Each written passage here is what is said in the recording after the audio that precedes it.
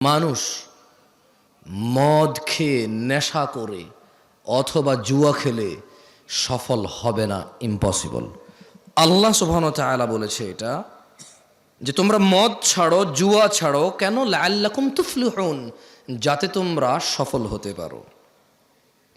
আবু দারদা রাদিয়াল্লাহু আনহু থেকে বর্ণিত, তিনি বলেন, আমাকে আমার প্রিয় বন্ধু রাসূল সাল্লাল্লাহু আলাইহি ওয়াসাল্লাম এই মর্মে ওসিয়ত করেছেন, লা তাশরাবিল খামর ফাইন্নাহা মিফতাহু কুল্লি শারর। একদা আবু দারদা রাদিয়াল্লাহু আনহু বলছে যে মুহাম্মদ সাল্লাল্লাহু আলাইহি সাল্লাম আমার বন্ধু আমাকে ওসিয়ত করেছে। কি করেছে? কি করেছে? আপনারা ঠিক বলতে বলতে অভ্যস্ত তো, ওইটাই খালি বলেন, অন্য কিছু আর বলেন না। কি করেছে? ওসিয়ত করেছে। আমার সাথে পড়েন হাদিসটা, বলেন আবু দারদা রাদিয়াল্লাহু আনহু থেকে বর্ণিত, না জোরে বলেন, আবু দারদা রাদিয়াল্লাহু আনহু থেকে বর্ণিত, তিনি বলেন, আমাকে আমার প্রিয় বন্ধু রাসূলুল্লাহ সাল্লাল্লাহু আলাইহি ওয়াসাল্লাম এই মর্মে ওসিয়ত করেছেন, লা তাশরাবিল খামরা, ও আবু দারদা তুমি কখনো মদ পান করিও না, ফাইন্নাহা মিফতাহু কুল্লি শারর, কারণ মদ, নেশা সকল অকল্যাণ, সকল খারাপ, সকল পাপের চাবিকাঠি। বুঝছেন না? বোঝেন নাই? মানে একজন মানুষ যদি নেশা করে, এই পৃথিবীতে আর এমন কোন খারাপ কাজ নাই যেটা তার দ্বারা সম্ভব না। এটা কি আমি বলছি? আবু দারদা রাদিয়াল্লাহু আনহু বলছে। ওনাকে ওসিয়ত করেছে কে? আবার খাইছে, আর একটু যা নাস্তা দেন এদেরকে। ওসিয়ত করেছে কে? মুস্তাফা আলাইহিস সালাম। ওসিয়ত করেছে কে? রাহমাতাল লিল আলামিন। কে? ইমামুল আম্বিয়া। কে? ইমামুল মুরসালিন। কে? খাতামান নবিয়্যিন। কে? ওসিয়ত করেছে যে ও আবু দারদা তুমি নেশা করিও না, তুমি যদি নেশা করো তাহলে এটা সকল পাপের, সকল অকল্যাণ, সকল অঘটনের চাবিকাঠি হচ্ছে এই নেশা। তাইলে ছোট্ট একটা গল্প বলি বনি ইসরাইলের। কেমন? আল্লাহ নবী সাল্লাল্লাহু আলাইহি ওয়াসাল্লামও বলেছে যে তোমরা বনি ইসরাইলের গল্প বলো, তবে মিথ্যা বলিও না। কি বলিও না? মানে বানায় বানায় বলিও না। তাহলে আমি কি ছোট্ট একটা বনি ইসরাইলের গল্প বলবো? আপনাদের কষ্ট হয়ে যাচ্ছে, আমি বক্তব্য ছেড়ে দেবো ইনশাআল্লাহ 2-1 মিনিটের মধ্যে। আপনি না গেলেই বলি, আর কত মানুষ কষ্ট পাইতেছে, আপনি চালান। আমি পারবো না এত বেশি চালাইতে, বেশি চালাইলে ব্রেক ধরবে না, পরে ডাইরেক্ট 120 গতিতে মারলে 30-40 পিছিয়ে এসে মেরে দিবে গাড়ি। একদা বনি ইসরাইলের জৈনিক রাষ্ট্রপতি, মানে একজন সরকার প্রধান বা রাজা, ওর যুগের, মানে ওই রাজা তার সময়ে একজন আবেদ, বুজুর্গ মানে বুঝেন, নেককার মানুষ। কি মানুষ? নেককার মানুষ। তো ওই রাষ্ট্রপতি ওর যুগের একজন নেককার মানুষকে 4টি কাজের যে কোনো একটি কাজ করতেই হবে বাধ্য করেছে, যদি না করে ওকে হত্যা করবে। তাহলে বনি ইসরায়েলের একজন রাষ্ট্রপতি একজন বুজুর্গ নেককার মানুষকে কয়টি কাজ করতে বলছে? না, এই যে খেয়ে ফেলছেন, 4টির যে কোনো একটি, মানে করতেই হবে, 4টির যে কোনো একটি হলেও করতে হবে। তো তাকে কি বললো? তাকে বললো যে শোনো, তুমি হয় মদ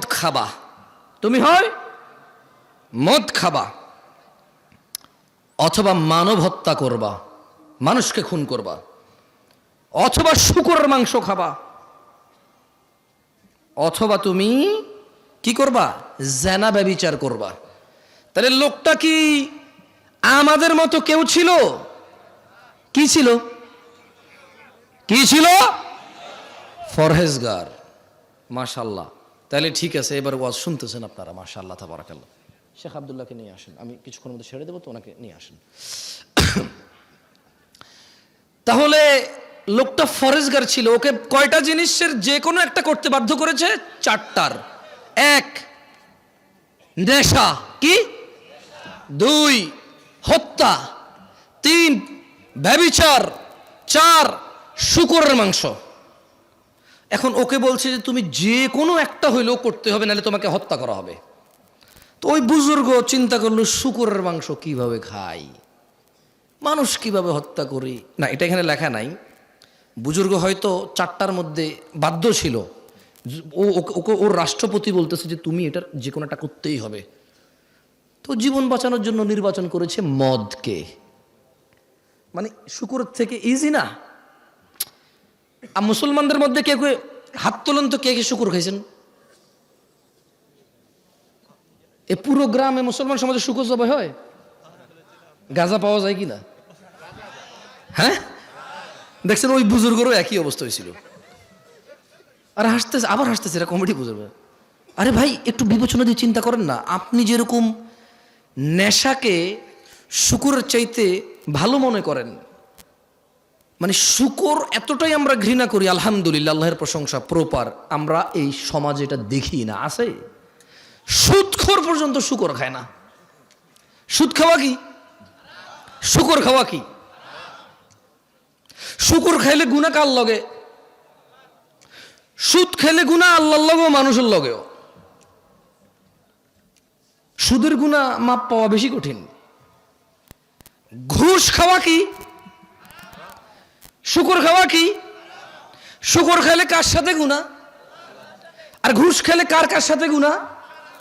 আল্লাহ এবং মানুষের সাথে। মানুষের হক খাইছে সে, আমি বুঝাইতে পারি নাই। তো এদেশে ঘুষখোর আছে? মুসলমান মুসলমান ঘুষখোর আছে? মুসলমান শূকরখোর আছে? মুসলমান মদখোর আছে? মুসলমান শূকরখোর আছে? নাই। তো আপনি হয়তো চিন্তা করবেন যে ওই লোক যদি এত ফরজগার হয়, তাহলে সে মদ নির্বাচন করলো কেন? কারণ বস্তুত মদ, শূকর অথবা হত্যা, ব্যভিচারের চাইতে নর্মাল মনে হয় মানুষের কাছে। এটা মানুষের কাছে মনে হয়। কার কাছে মনে হয়? আপনাকে একটা কথা বলি, মনে হওয়ার কারণ আছে। যে অপরাধটা যত বেশি ভয়ানক, শয়তান ওইটাকে তত সহজ করে, তত সুশোভিত করে তুলে দেখায়। বুঝছেন? তো ওই ফরেজগার লোক কি নির্বাচন করেছিল? মদ নির্বাচন করেছে। পরিশেষে উক্ত ব্যক্তি বাধ্য হয়ে মদ পানকে সহজ মনে করে তা করতে রাজি হলো। কিন্তু যখন সে মদ খেলো, মদ খাওয়ার পর সে সম্পূর্ণ মাতাল হয়ে বাকি 3টা কাজও সে করছে। কারণ মদ খেলে বিবেক চলে যায়। মদ খেলে কি চলে যায়? তো যখন সে সহজ মনে করে মদ খেলো, নেশাগ্রস্ত মাতাল হয়ে জেনাও করছে, শূকরও খাইছে। আল্লাহ তাআলা আমাদেরকে বুঝার তৌফিক দান করুন। আমি যে একটু আগে বলেছি যে যেই অপরাধটা যত বড়, মানুষের জন্য যত ধ্বংসশীল, শয়তান এটাকে তত কি করে দেখায়? সুন্দর করে দেখায়। দেখেন আল্লাহ কি বলে কোরআনুল কারীম, আউযু বিল্লাহি মিনাশ শাইতানির রাজিম। ইন্নামা ইউরিদুশ শাইতান إنما يريد الشيطان أن يوقع بينكم العداوة والبغضاء في الخمر والميسر ويصدكم عن ذكر الله وعن الصلاة فهل أنتم منتهون।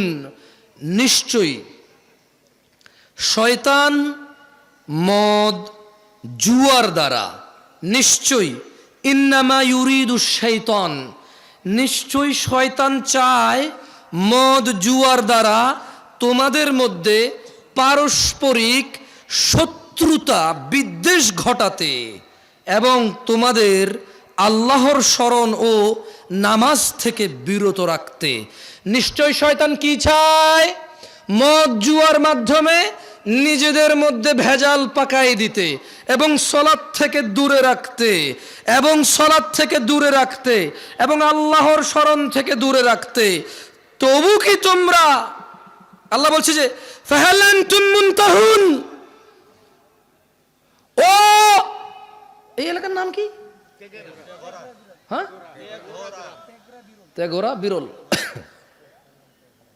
ছোট অংশ বিরল নাকি বড় অংশ বিরল? আর তেঘরা কি? তেঘরা কি? আরে বাপরে, মাশাআল্লাহ, গ্রাম এত বড় হয়? ঘনবসতি ভাই আপনাদের দিকে, মাশাআল্লাহ মাশাআল্লাহ তাবারাকাল্লাহ। তাইয়্যিব, তাহলে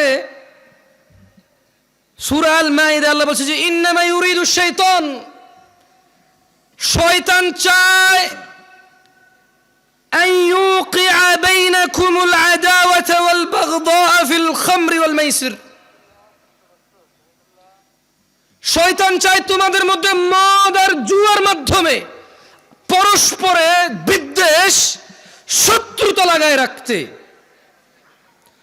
ওয়াসুদ্দাকুম আন যিকরিল্লাহ, এবং সে চায় তোমরা আল্লাহর স্মরণ ভুলে যাও। ওয়া আনিস সালাহ, শয়তান চায় তোমরা নেশার জুয়ার বলিবশত হয়ে নামাজ থেকে বিরত থাকো।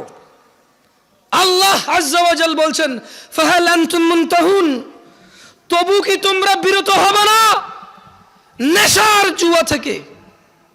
কি থেকে? তাহলে নেশার জুয়ার মধ্যে শয়তান কি করতে চায় আমাদের পরস্পরের মধ্যে? ভুলে গেছেন সবাই। নেশা আর জুয়া এই দুইটা দিয়ে শয়তান আমাদের আপোষে কি করতে চায়? শত্রুতা লাগায় রাখতে চায়, মারামারি হানাহানি করাইতে চায়, আর আল্লাহর জিকির থেকে বিরত রাখতে চায়, আর নামাজ থেকে বিরত রাখতে চায়। আল্লাহ খুব সুন্দর করে প্রশ্ন করেছে, ও বিরলবাসী, আল্লাহর প্রশ্নের কি উত্তর দিবা? দিবা? দিবা? আল্লাহ বলছেন ফাহাল আনতুম মুনতাহুন, এই মদ জুয়া ছেড়ে দিয়ে নিজেদের শত্রুতা থেকে মুক্ত হয়ে আল্লাহর স্মরণে ফিরে এসে সালাতে ফিরে আসবা। ওয়া মা তাওফীকি ইল্লা বিল্লাহ, আল্লাহ আমাদেরকে তৌফিক দান করুন। যাই হোক, আমাদের শেখ আব্দুল্লাহ ইবনে আব্দুর রাজ্জাক হাফিজাহুল্লাহ চলে আসছে। আমি অনুভব করি মন থেকে আমার কথা বলা এবং ওনার কথা বলা দুইটা কথা হলেও ওনার কথা বলায় আমার কথা বলার চাইতে বেশি জ্ঞান প্রচার এবং প্রসার পায়, এটা আমি মনে প্রাণে বিশ্বাস করি। সেজন্য আমি জ্ঞানকে অগ্রাধিকার দেব, বুদ্ধিমত্তাকে অগ্রাধিকার দেব, দিয়ে আমি আমার বক্তব্য বেশি লম্বা করব না, 2-3 মিনিটের মধ্যে শেষ করে দেবো ইনশাআল্লাহুল আজিজ। মাদকের বিস্তার কিয়ামতের আলামত। ভাই আমার, ঘুষ, সুদ, চুরি, ডাকাতি, দুর্নীতি করে এই সম্পদের পাহাড় কার জন্য? সন্তানের জন্য।